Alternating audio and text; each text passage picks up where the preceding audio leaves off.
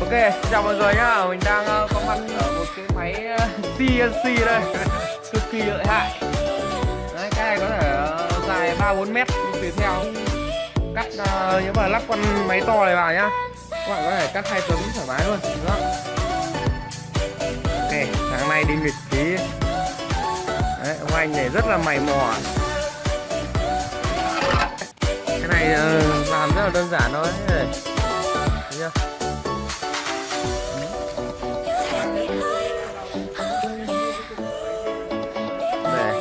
Rất là chuẩn nhá, thẳng đấy tương đối các bạn, luôn đấy, không phải tương đối nữa. Này là máy rất khám rồi.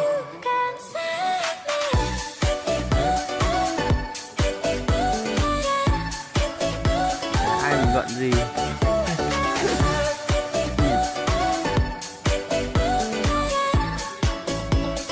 anh em sợ đá đâu hết rồi, không vào xem đánh giá máy này nha.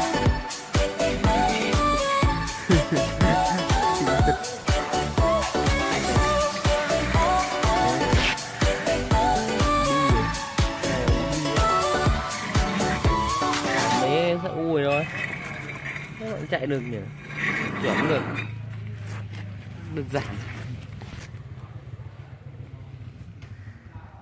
Này,